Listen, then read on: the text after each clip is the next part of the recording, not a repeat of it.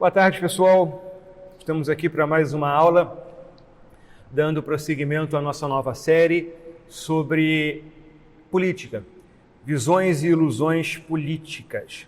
Nós, na semana passada, fizemos uma introdução ao tema a partir da doutrina cristã do pecado original ou da depravação total, mostrando a relevância que essa doutrina tem para nossa abordagem política, para o modo como nós, enquanto cristãos, entendemos a política, o modo como nós, cristãos, votamos e apoiamos um determinado partido ou personalidade política. O nosso estudo, a nossa série aqui, ela vai tomar como base esse interessante livro do canadense David Koyzis, chamado Visões e Ilusões Políticas, uma análise e crítica cristã das ideologias contemporâneas. Esse livro ele vai analisar diferentes ideologias políticas, as mais prementes no mundo hoje, como o liberalismo, o conservadorismo, o nacionalismo, a democracia e o socialismo. E a gente vai seguir a cada domingo tratando de um capítulo a partir da perspectiva que ele apresenta aqui. E o interessante é que ele faz essa análise de cada ideologia política buscando aquilo que é a ideia central, o núcleo de cada uma dessas ideologias e, consequentemente, aquela que é a tendência idólatra de cada uma dessas ideologias, quando elas absolutizam esse determinado, esse pertinente princípio fundamental e interpretam, reduzem toda a realidade àquele princípio. E o interessante é que ele faz uma análise crítica delas a partir de uma abordagem especificamente cristã, e o que é mais interessante é que ele faz uma análise a partir de duas perspectivas cristãs presentes no mundo hoje. Uma delas é a concepção neocalvinista de Abraham Kuyper e Hermann Doiver, e ele também toma por base o papel da doutrina social da Igreja Católica. Então, ele tem influências tanto da doutrina social católica romana quanto do neocalvinismo, e o neocalvinismo se faz mais presente aqui. Então, é um livro bem interessante, que eu recomendo a todos vocês. E eu quero começar essa aula, antes de fazermos a oração, com as recomendações bibliográficas desde já. A primeira delas é esse livro que a gente já falou, que é o livro que vai ser a base para os nossos estudos aqui, e, portanto, eu recomendo que vocês comprem, não está muito caro na Amazon. É um livro interessante e que, para você que não tem muito conhecimento sobre essas diferentes ideologias políticas, vai ser uma bela introdução e com a segurança de ser uma introdução feita a partir de uma perspectiva cristã. O segundo livro que eu indico, e esse é uma defesa, mas propriamente do tema de hoje, que é o tema do liberalismo, é A Lei, de Frédéric Bastiat. É um livro antigo, ele é pequeno, 128 páginas, é um livro fácil de ler e muito interessante, em que Bastiat defende uma perspectiva liberal sobre o que é a lei e qual é a função da lei.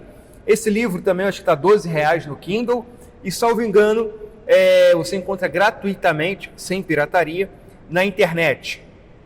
Se eu pudesse indicar um único livro sobre esse assunto de hoje para você ler, além do capítulo do Koyzis, seria esse, A Lei, de Frédéric Bastiat. Muito interessante. O terceiro deles é o clássico As 6 Lições, do economista Ludwig von Mises. Von Mises é um economista que tem sido muito influente no mundo hoje. Ele já é falecido por causa da influência do Instituto Ludwig von Mises, que tem aqui no Brasil e tem publicado diversas obras dele e de autores que compartilham da mesma perspectiva liberal, libertária, etc. e tal. Esse livro é uma série de palestras que ele deu em Buenos Aires, que fala sobre o capitalismo, o socialismo, o intervencionismo, política externa, tudo a partir da sua abordagem especificamente liberal, capitalista.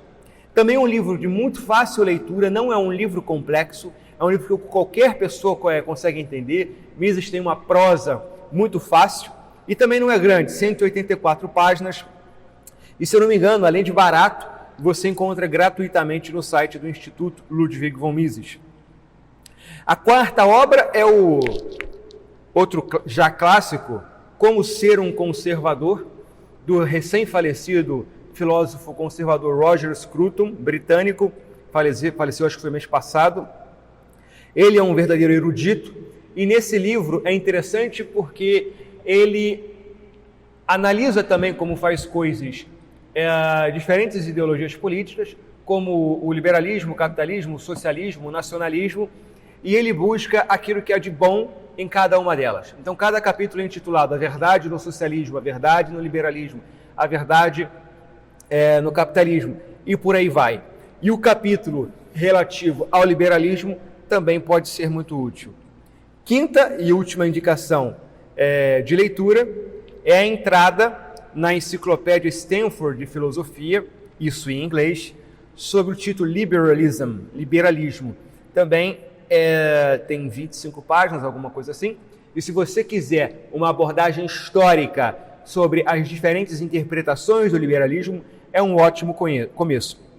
E por fim, para facilitar a vida de todo mundo, tem uma excelente série documental disponível no YouTube com legendas do grande e famosíssimo economista, que eu acho que quase todos já ouviram falar, Milton Friedman, que foi um grande expoente do pensamento liberal. A série se chama Livres para Escolher. É uma série, eu acho que de 5 episódios, de 40 minutos, alguma coisa assim, onde ele defende e ele explica o que é o liberalismo, especificamente o liberalismo econômico. Tudo isso vai estar na descrição do vídeo. E essa série documental, peço para vocês salvarem aí na sua lista do YouTube, que é muito, muito útil. Bom, vamos começar agora, antes da gente entrar no tema, vamos fazer uma oração para Deus nos auxiliar na exposição desse tema e que essa exposição seja feita da maneira mais isenta e imparcial possível, porque aqui a ideia não é defender uma ou outra ideologia, mas tentar a difícil tarefa de fazer uma exposição do que realmente consiste essa ideia. Senhor, muito obrigado por mais um domingo em que estamos aqui reunidos, cada um em suas casas. Nós te pedimos, Pai, que o Senhor me oriente, me use para expor esse tema da maneira mais adequada e da maneira mais honesta e imparcial que me for possível e, sobretudo, que essa exposição seja de alguma maneira, apesar de ser um tema não teológico, um tema político, que isso possa servir para edificar, inclusive espiritualmente, os irmãos, nem que seja para terem uma abordagem mais cristã em relação a todos esses temas. Abençoa a vida daqueles que estão em casa e lhes dê sabedoria e inteligência e discernimento espiritual para pensar, para votar e para falar de política. Em nome de Jesus, amém. Então vamos lá, pessoal. Então hoje nós vamos falar do liberalismo segundo a perspectiva que David Koizes apresenta no seu livro, Visões e Ilusões Políticas. Mas que sentido de liberalismo nós vamos trazer aqui hoje? Que sentido de liberalismo nós vamos analisar aqui hoje?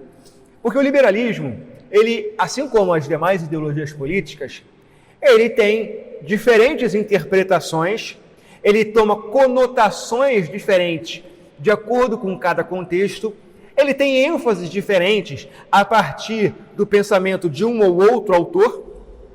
Por exemplo, nós temos o liberalismo político, o liberalismo econômico, nós temos também o liberalismo teológico, que provavelmente é um pouco mais próximo da nossa realidade enquanto igreja. E é muito comum, por exemplo, teólogos ditos liberais não serem adeptos de uma economia de mercado, de um liberalismo na economia e vice-versa. Aqueles que são liberais em economia não tendem a ser liberais em teologia. Isso pode sugerir que esses fenômenos chamados liberais, na teologia, na política e na economia, não tenham uma mesma raiz, não tenham uma mesma essência, sejam fenômenos completamente divergentes e distintos. No entanto, o que eu julgo mais útil na perspectiva do David Koyes aqui é que ele tenta analisar o liberalismo, e como ele vai fazer com as outras ideologias, a partir da sua raiz essencial, a partir da sua ideia fundamental, que vai, por conseguinte, tomar formas específicas de acordo com cada contexto. Então ele vai analisar a semente das diferentes formas de liberalismo, e por isso a gente vai perceber que a gente pode traçar uma essência comum entre todas essas perspectivas liberais. Na economia, na política, na teologia, inclusive, todas elas compartilham de uma ideia fundamental. Ele não se atenta tanto ao desenvolvimento que os teóricos liberais dão para a sua doutrina, também não se atenta tanto às implicações do liberalismo, como o econômico ou teológico, mas ele busca aquilo que há de essencial, qual é a ideia fundamental, qual é o ídolo no coração do liberalismo. Então, nesse sentido, ao decorrer da exposição, nós vamos perceber que o liberalismo teológico é fruto da mesma ideia fundamental do liberalismo político e econômico. No decorrer dos séculos de desenvolvimento do liberalismo, da ideia liberal, como Koyes vai demonstrar, essa ideia fundamental vai tomando formas diferentes, essa semente vai se apresentando em cascas diferentes, por assim dizer, vai tomando implicações específicas e, por vezes, mutuamente contraditórias. A gente sabe, se você analisa a história das ideologias, geralmente as disputas internas são as mais intensas, porque são dois ou mais lados se julgando verdadeiros e legítimos adeptos de uma mesma doutrina. E se a gente analisar a história da religião cristã, por exemplo, a gente percebe como muita matança, muito sangue foi derramado, muita intolerância foi promovida entre cristãos, entre protestantes, anglicanos, católicos romanos, todos eles dizendo serem os legítimos intérpretes do mesmo cristianismo. A mesma coisa acontece com o liberalismo e demais ideologias. As disputas internas tendem a ser as mais intensas. De modo que, isso aqui é um fenômeno muito interessante. Aquilo que nos Estados Unidos é um liberal, ou liberal, é aquilo que nós no Brasil chamaríamos de esquerdista, por exemplo. Um liberal nos Estados Unidos a gente poderia dizer, sem fazer juízo de valor, mas descrevendo a realidade, que o liberal norte-americano é mais ou menos o estereótipo de um eleitor do PSOL aqui no Brasil. Por sua vez, o liberal, aquele que se diz liberal no Brasil, geralmente é o oposto de um eleitor esquerdista.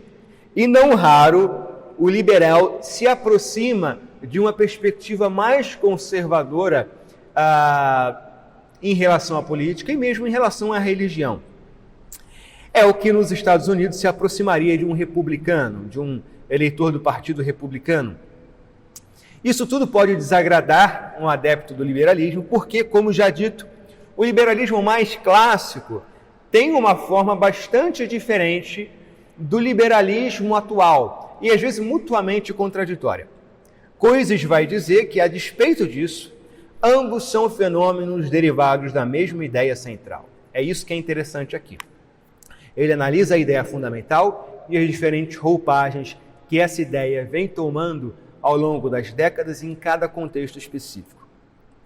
E ele vai analisar 5 estágios pelos quais, segundo ele, o liberalismo teria passado, principalmente em sua relação com o Estado, a sua compreensão e justificativa do Estado. Por como se justifica um Estado e qual seria a função do Estado a partir de uma perspectiva liberal. Então, o que é liberalismo? Apesar disso tudo, existem alguns elementos constantes em cada ideologia.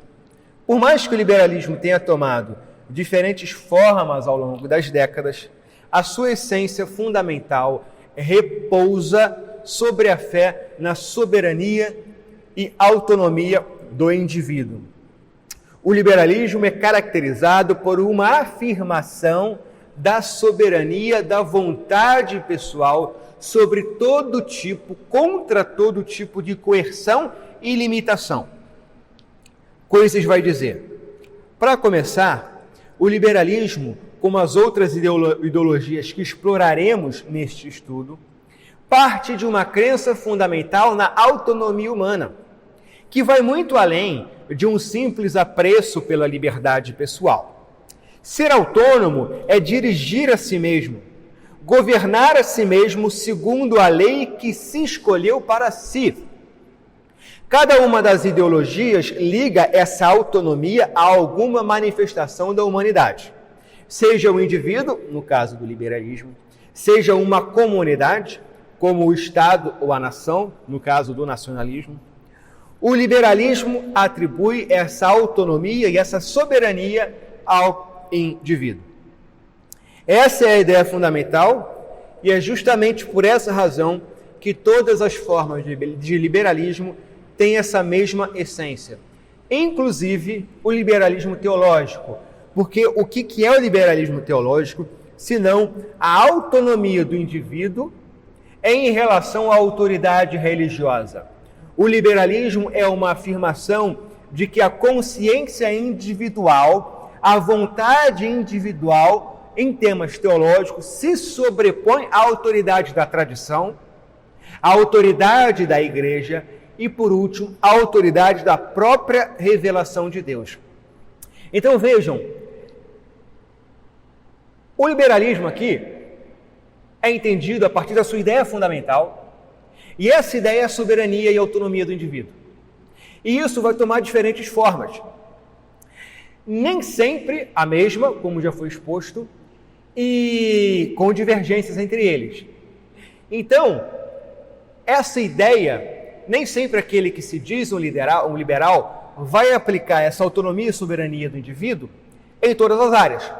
Então, em tese, o sujeito pode ser um adepto do liberalismo, mas aplicá-lo em relação à autoridade estatal, por exemplo, dizendo que o indivíduo ele é autônomo e soberano em relação à autoridade política. Isso é uma coisa. Ou dizendo, por exemplo, que o indivíduo ele é autônomo e soberano para negociar livremente entre os seus pares, sem nenhuma intervenção de autoridade externa como do governo. Mas, ao mesmo tempo, sendo um religioso, reconhecer que o indivíduo ele não é livre, ele não é autônomo em relação a Deus, em relação à igreja, em relação à família e à sua comunidade. Então é por isso que o liberalismo vai tomar diferentes formas, porque essa é a ideia fundamental, a autonomia e soberania do indivíduo. E isso toma diferentes interpretações e aplicações a depender do contexto. Essa mesma ideia fundamental tem resultado também em diversas visões acerca do papel do Estado, muitas delas mutuamente contraditórias. Os primeiros liberais, no século XVIII, eles viam o Estado, a autoridade do Estado, como a maior ameaça à liberdade. Então, eles surgiram buscando impor limites à autoridade e à autonomia do Estado. Já agora, em 2020, o liberalismo tem tomado uma outra forma e essa ideia fundamental passa a ver no Estado o principal promotor da liberdade. Então o Estado não só se restringe e é limitado em relação à coerção, mas ele passa a ter uma postura ativa em promover a soberania e a autonomia do indivíduo, provocando, portanto, a ter uma participação mais ativa na vida humana. Hoje, em pleno século XXI, ninguém mais afirma, ninguém no mundo ocidental, ou ao menos, afirma a escravidão. Ninguém mais discorda de que o ser humano tem o direito de professar sua fé sem qualquer restrição oficial, nem da liberdade de expressão sem represálias do Estado. Isso tudo é herança liberal. Isso até o século XVIII era algo raro. A vontade humana e a liberdade humana era profundamente limitada. E o liberalismo ele se faz presente também na Constituição brasileira, que não é uma Constituição que defende uma perspectiva liberal do Estado, mas apresenta algumas influências de valores tipicamente liberais, como, por exemplo, o famoso artigo dos direitos e garantias fundamentais. O artigo 5º da nossa Constituição diz: todos são iguais perante a lei, sem distinção de qualquer natureza, garantindo-se aos brasileiros e aos estrangeiros residentes no país a inviolabilidade do direito à vida, à liberdade, à igualdade, à segurança e à propriedade. Isso aqui tudo são os principais pilares do liberalismo, que supõe que o estado de natureza do ser humano é um estado de igualdade, todo mundo nasce igual, e que, portanto, o indivíduo, a partir desse estado de natureza, tem autonomia sobre a sua vida, sobre a sua liberdade e sobre a sua propriedade, cabendo, portanto, ao Estado preservá-la. Então, a função principal do Estado seria preservar a propriedade, a liberdade e a vida do indivíduo. Inciso 4. É livre a manifestação do pensamento. 6. É inviolável a liberdade de consciência e de crença. 8. Ninguém será privado de direitos por motivo de crença religiosa ou de convicção filosófica ou política. 9. É livre a expressão da atividade intelectual, artística, científica e de comunicação, independentemente de censura ou licença, isto é, você não precisa de uma licença do Estado para se expressar. Então percebam que não é o Estado que concede a sua liberdade. Ele respeita aquilo que é um direito natural, que é a sua liberdade. Isso é uma perspectiva liberal. 10. São invioláveis a intimidade, a vida privada, a honra e a imagem das pessoas, assegurado o direito à indenização pelo dano material ou moral decorrente de sua violação. Então aqui a gente percebe influências profundamente liberais na nossa Constituição. O liberalismo ele tem seus principais expoentes em pensadores como John Locke, Adam Smith e a sua famosa obra A Riqueza das Nações, Jean-Jacques Rousseau, que foi mencionado na aula passada, e Immanuel Kant. No século XX, ele vai ter como grandes expoentes e defensores gente como Friedrich von Hayek e a sua famosa obra O Caminho da Servidão, outra indicação bibliográfica muito relevante. O Milton Friedman, Nobel de Economia, autor do documentário que nós indicamos. Robert Nozick, autor de Anarquia, Utopia e Estado. E John Rawls, que é um autor muito influente no mundo hoje. Esses conjuntos de ideias influenciaram, por exemplo, a Revolução Americana e a Francesa, que são duas revoluções que tomaram formas bastante diferentes também. Então, quais são os 5 estágios do liberalismo, segundo David Coises? Se o indivíduo nasce livre, e a liberdade, aqui nesse primeiro estágio de liberalismo, ela é interpretada como ausência de coerção. Se a liberdade é um direito fundamental, como se justifica a autoridade do Estado numa perspectiva liberal?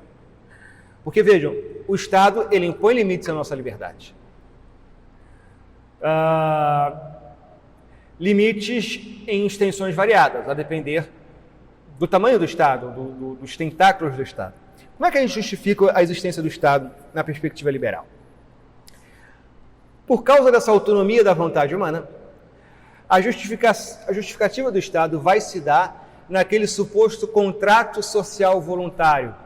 Então, o liberalismo de John Locke, por exemplo, pressupõe um estado de natureza do ser humano, onde todo mundo nasce igual, e pressupõe que, na ausência de uma autoridade para garantir a paz, o ser humano facilmente descamba para um estado de guerra entre os seus semelhantes, onde cada um começa, por interesse próprio, violar a vida, a propriedade e a liberdade de um terceiro. Daí os seres humanos se reúnem voluntariamente e conferem autoridade a esse ente chamado Estado para, sobretudo, garantir a vida, a liberdade e a propriedade. Essa é a função do Estado.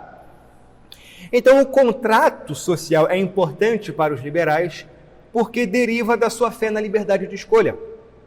Por causa da autonomia da liberdade humana, há uma grande resistência a tudo aquilo que seja limitador dessa liberdade. Daí a necessidade de um contrato social voluntário. Então, o primeiro estágio do liberalismo, segundo Coisas, é o Estado pré-liberal. É o Estado, segundo defendeu o famoso Thomas Hobbes, o Estado chamado de Leviatã. Leviatã é um monstro da mitologia antiga que era bastante poderoso. Por que Hobbes é considerado o precursor do liberalismo? Porque, embora ele defendesse uma perspectiva de Estado, onde o governante era soberano e poderia fazer o que quisesse para garantir a paz, a legitimidade desse Estado se dava por meio de um contrato social voluntário. Hobbes entendia que o estado natural do ser humano é um estado de guerra. Então, para garantir a paz, os seres humanos voluntariamente se submetem a esse Estado. E esse Estado tem legitimidade à medida em que ele se sujeita à vontade, à adesão voluntária dos seus cidadãos. O segundo estágio é o chamado Estado guarda noturno, que é o Estado de acordo com o liberalismo clássico. O Estado, nesse sentido, deveria ser restrito a um número mínimo de funções relacionadas à segurança pessoal e ao usufruto da propriedade.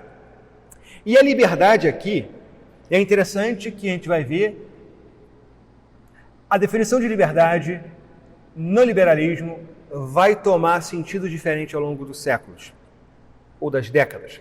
A liberdade aqui é definida negativamente, como ausência de coerção. Então, o que é ser livre? É não ser coagido por ninguém. Você pode fazer o que você quiser. Se você vai conseguir, é outra história. Mas ninguém tem o direito de lhe impor uma coerção, de lhe impor limites à sua liberdade. Nesse sentido, ela é limitadora da extensão do Estado. E o Estado aqui no liberalismo, isso é importante ficar claro, portanto, ele é um Estado limitado, ele é um Estado pequeno, cujas principais atribuições são garantir a segurança dos seus cidadãos. Essa é a função do Estado, garantir a justiça e a segurança, na perspectiva liberal. Então ele é pequeno, mas ele não é um Estado fraco. É um Estado pequeno, mas suficientemente forte para garantir a segurança e a paz dos seus cidadãos. O liberal defende um Estado pequeno, mas suficientemente forte para proteger a vida, a liberdade e propriedade dos seus cidadãos. E aqui, vamos abrir em Romanos 13, porque Paulo, ele defende algumas atribuições do Estado aqui. Ele fala sobre a submissão às autoridades. Romanos 13.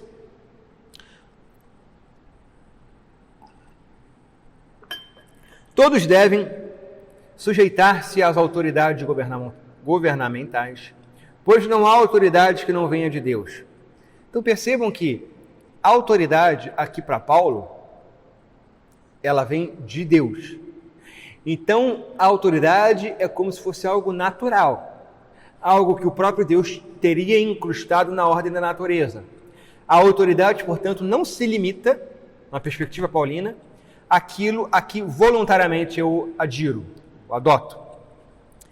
As autoridades que existem foram por ele estabelecidas. Portanto, aquele que se rebela contra a autoridade está se colocando contra o Deus que a instituiu. E aqueles que assim procedem trazem condenação sobre si mesmos. Pois os governantes não devem ser temidos, a não ser pelos que praticam o mal. Você quer viver livre do medo da autoridade? Pratique o bem, e ela o enaltecerá, pois é serva de Deus para o seu bem. Mas se você praticar o mal, tenha medo, pois ela não porta a espada sem motivo. É serva de Deus, agente da justiça para punir quem pratica o mal. Na perspectiva paulina, portanto, a autoridade do governo serve fundamentalmente para recompensar os bons e punir os maus. Em 1 Pedro 2, Pedro vai dizer coisa parecida. 1 Pedro 2, 13 a 14.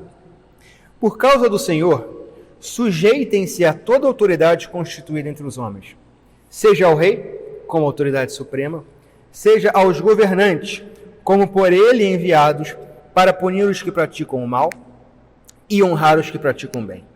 Pois é da vontade de Deus que, praticando o bem, vocês silenciem a ignorância dos insensatos. Vivam como pessoas livres, mas não usem a liberdade como desculpa para o fazer o mal.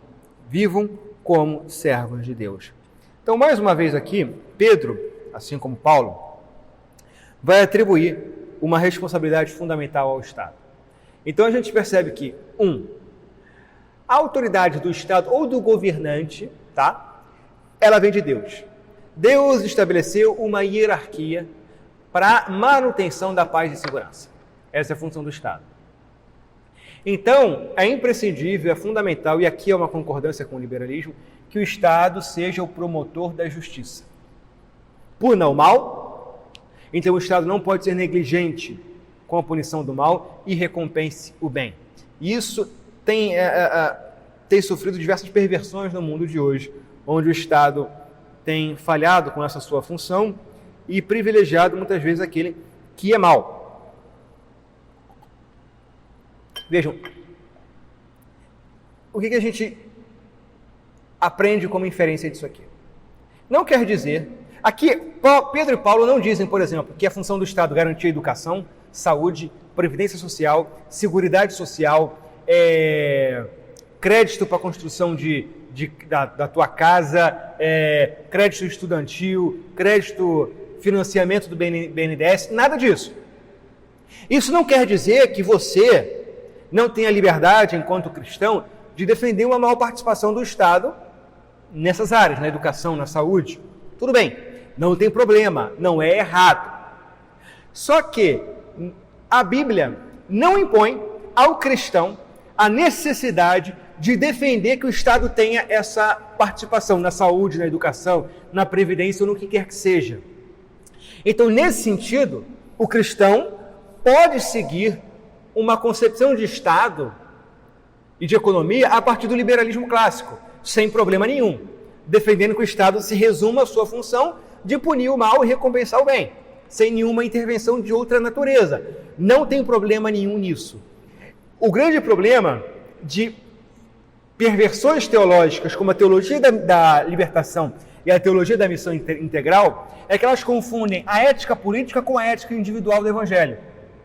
O Evangelho impõe obrigações bastante pesadas ao crente em relação ao cuidado com o pobre, por exemplo.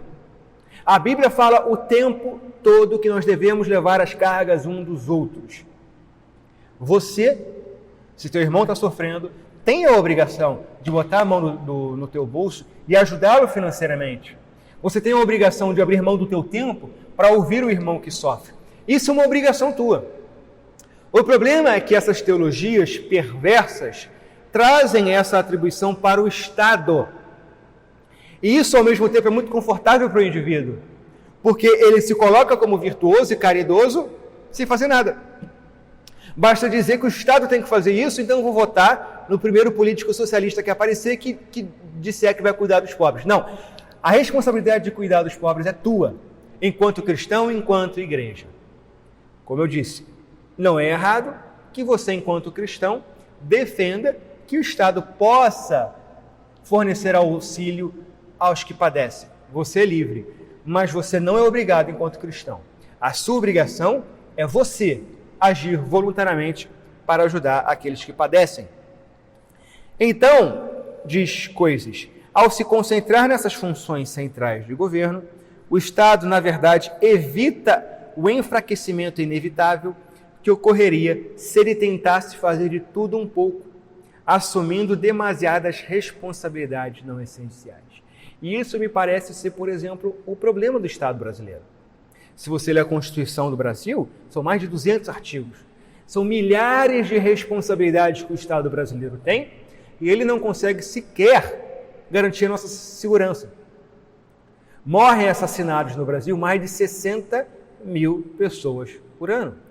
O Estado claramente está falhando naquilo que é a sua obrigação fundamental, garantir a paz e a segurança entre os seus cidadãos. Isso o Estado brasileiro tem falhado. Se o Estado brasileiro tem falhado nisso que é tão fundamental, será que lhe competiria cuidar de tantas outras coisas? Será que o tamanho do Estado brasileiro não seria um dos responsáveis pela sua incapacidade de cuidar da nossa segurança? Por quê? Se você tem diversas atribuições, você dificilmente vai conseguir exercer todas elas de modo eficaz e provavelmente aquilo que é a sua função principal, no caso do Estado é a segurança, vai falhar. Bom, essa ênfase na propriedade resultou na preferência do liberalismo clássico pelo livre mercado e a sua aversão à intervenção do governo na atividade econômica. O liberalismo econômico é aquilo que pejorativamente Karl Marx chamou e apelidou de capitalismo. Diferente do que a gente aprende nos simplismos da escola e das faculdades, profundamente aparelhadas pelos socialistas, capitalismo não é uma ideologia que prega o acúmulo irrefreado de riquezas e que tudo o que importa é você ficar rico e passar por cima dos outros. Isso não é errado, não é honesto tratar o livre mercado dessa maneira. Não. É uma teoria econômica que defende que os indivíduos devem ser livres para trabalhar com o que quiserem, para negociarem com quem quiserem e gastarem os seus recursos com o que quiserem. O que quiserem em relação ao Estado, ou seja, o Estado não tem a autoridade de interferir na forma com que você negocia, com que você trabalha, com que você gasta o seu dinheiro. Esse é o ponto. É uma limitação ao Estado. Isso não quer dizer que o liberal necessariamente defenda uma autonomia em relação a outros valores, como familiares, culturais, comunitários, religiosos. Você pode ser um liberal e defender que o Estado não tem, por exemplo, a autoridade ou não deveria definir quem deve ou não exercer uma profissão. E o Estado brasileiro faz isso bastante. E aqui eu não estou fazendo nenhum juízo de valor. Mas, por exemplo, para você ser um advogado, você precisa fazer uma faculdade e fazer o exame da OAB. Isso é uma limitação que o Estado impõe sobre nós. Muitas dessas limitações me parecem razoáveis. E, mais uma vez, não há nenhum problema em você defender isso. Mas isso é uma limitação à nossa liberdade. E a limitação à liberdade, ela é natural. A nossa liberdade nunca é absoluta. Ela é limitada pela religião, pela família, pela comunidade e pelo Estado. A questão é em que medida a gente vai autorizar isso. Então, quando o Estado diz que você não pode exercer a advocacia sem a faculdade e o exame da OAB, ele está impondo uma limitação. Ele está limitando a tua liberdade. Isso pode ser bom ou pode ser ruim. Mas em tese, o capitalismo, o liberalismo diria, não, o Estado não tem que dizer quem deve exercer a profissão do direito. E se eu, que sou um cliente, quiser contratar alguém que é advogado sem OAB e sem o diploma de direito, isso é uma liberdade minha. Eu que vou ser responsável por uma eventual incapacidade dessa pessoa que eu contratar. Então, a tese é mais ou menos essa. Então, o liberalismo econômico, o capitalismo, ele não é livre de valores. Ele simplesmente afirma que você é livre de qualquer coerção do Estado para fazer o que você quiser. Então, você pode, no liberalismo, se você quiser enriquecer, viver para enriquecer e gastar todo o teu dinheiro com drogas, sexo e rock and roll, o liberalismo vai dizer que o Estado não tem nada a ver com isso. Você é livre para tomar suas escolhas e responsável para arcar com elas. Mas você também é livre para viver uma vida simples, trabalhar para ganhar o dinheiro que você quiser e, se você quiser, dedicar todo o seu dinheiro e toda a sua vida ao cuidado da igreja com os pobres. Você é livre. Então vejam, na perspectiva liberal, o Estado não tem nada a ver com isso. Você pode ser profundamente cristão e entender que o seu propósito de vida é trabalhar o máximo que puder para sustentar a tua família e os pobres, perfeitamente coerente com o liberalismo de mercado. Então, a afirmação do livre mercado por si só não implica nenhum problema para nós cristãos, tampouco corresponde às acusações que Marx e demais críticos fazem ao sistema como um sistema especialmente frio e cruel. O problema é quando, ao sistema de livre mercado, o liberalismo econômico ou a qualquer outro sistema, é acrescentada a filosofia liberal. E a filosofia liberal, aqui a gente viu, é aquela ideia de que o indivíduo é soberano e autônomo em relação a tudo. Esse é o grande problema. Então, a depender da forma que você afirma um liberalismo, isso pode ser problemático. Porque, levado às últimas consequências, a autonomia e a soberania do indivíduo o colocam acima da família, da igreja, da comunidade e acima do próprio Deus. Isso um cristão tem que tomar cuidado, porque um cristão ele não é soberano, nem autônomo em relação à sua família, à sua comunidade e Deus. Ele tem obrigações naturais a cumprir. Ele tem direitos e responsabilidades a serem satisfeitas.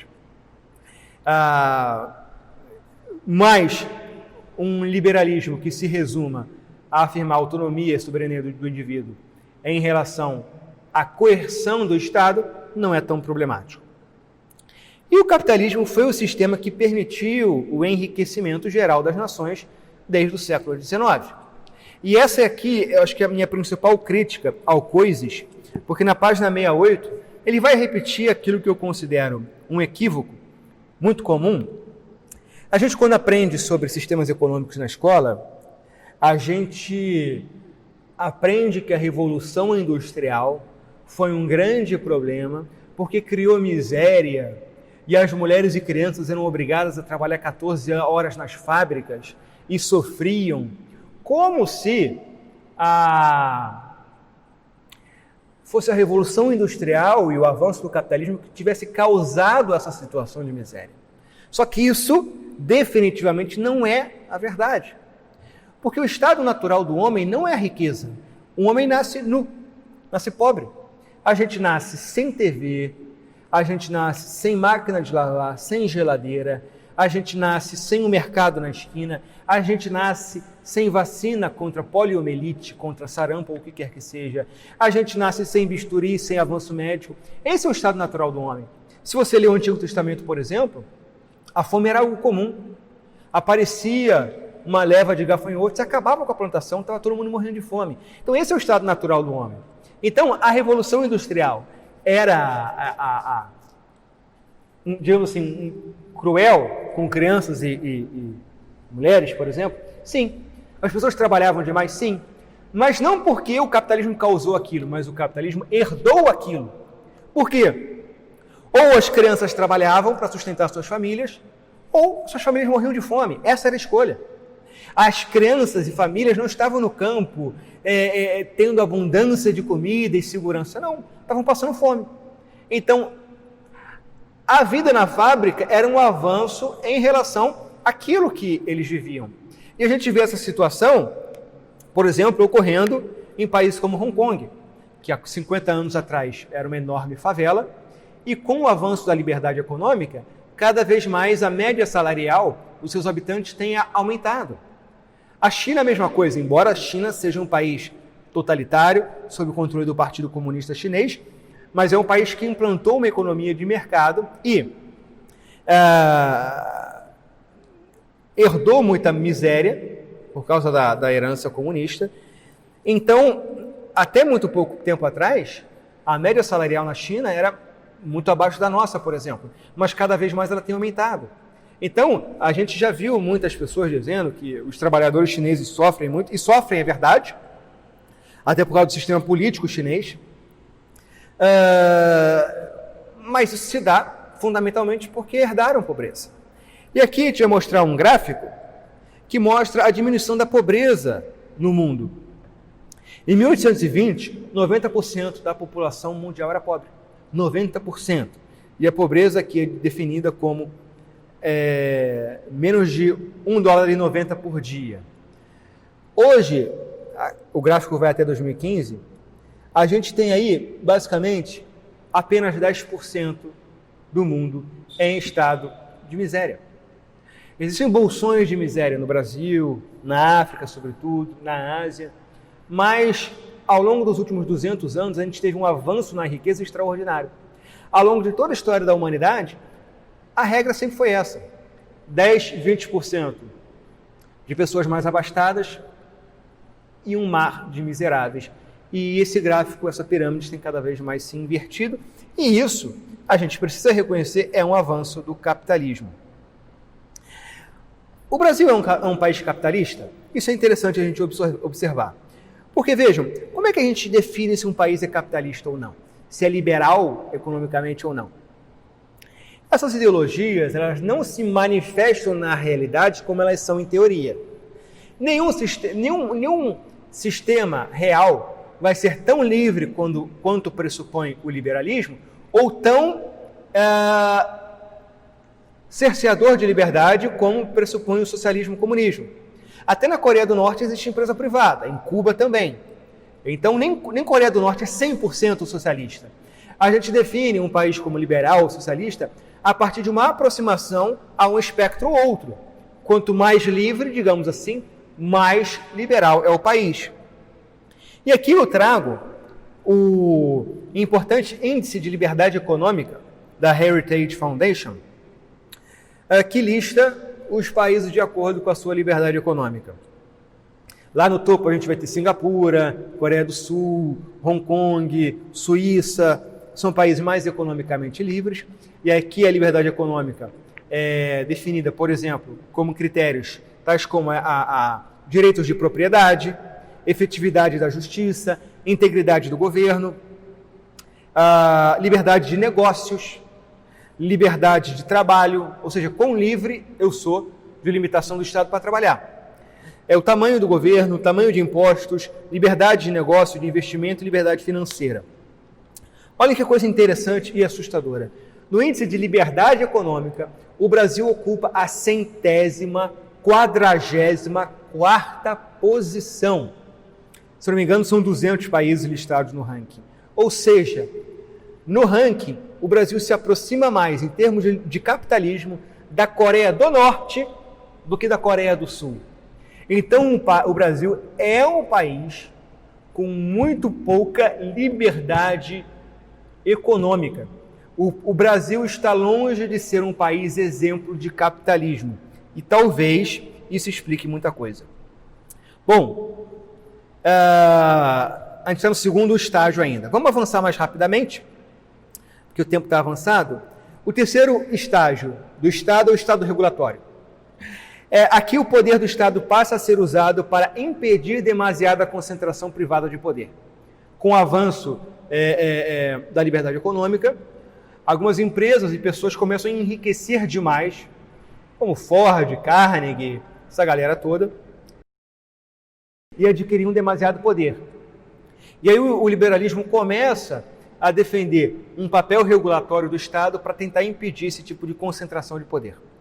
O quarto é o estado de igualdade de oportunidade, que é o estado do bem-estar social. Aqui o Estado passa a agir ativamente para impedir a desigualdade. Então, ele deixa de ser um Estado que simplesmente é limitado de coerção e ele passa mais ativamente a trabalhar pela igualdade dos seus cidadãos.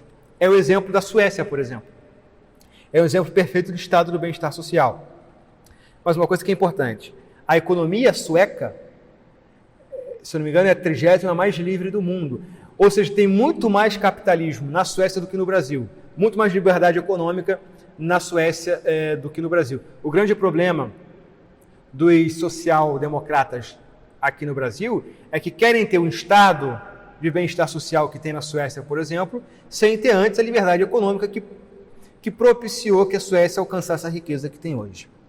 E o quinto e último é o estado de apoio à escolha. Nesse ponto, nós temos o ápice da idolatria à autonomia humana. Porque não só a autonomia humana é afirmada contra a autoridade do Estado, mas contra qualquer outra coisa. A igreja, Deus, a família, a sociedade, qualquer moral. O indivíduo passa a ser o critério de todas as coisas e o Estado passa a ter a obrigação de preservar a minha vontade pessoal. A liberdade não é mais definida negativamente como ausência de coerção. E aqui eu indico, mais uma vez, o livro A Lei, do Frederic Bastiat, que defende a concepção negativa de lei, mas na capacidade do sujeito de fazer o que quiser, de modo que qualquer limitação à minha vontade é interpretada como uma arbitrariedade. Por isso, nós vemos, por exemplo, o ex-presidente norte-americano, Barack Obama, tendo como plataforma política acabar com a distinção de gênero nos banheiros de universidades públicas, etc. e tal. Ou seja, numa afirmação radical da autonomia e da vontade humana, eu passo a ter autonomia para definir até mesmo o meu próprio gênero. E ninguém, nem Deus, nem a natureza, pode dizer se eu sou homem ou mulher. Quem diz isso sou eu. Percebem